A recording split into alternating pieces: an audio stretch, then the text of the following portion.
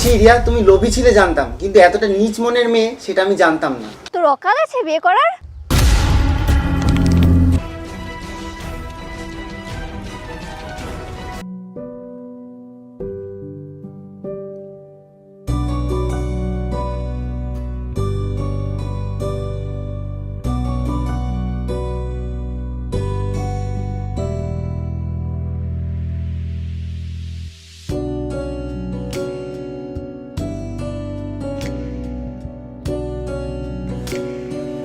আর কত দূর?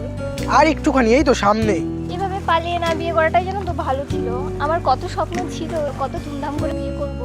আরে কি বলতো, পরিস্থিতিটা এমন হয়ে গেল, আর কোনো উপায় ছিল না এইভাবে বিয়েটা করা ছাড়া। ওই দেখো আমার বাড়ি চলে এসে সামনে। এই দেখো রিয়া, এটা আমার বাড়ি।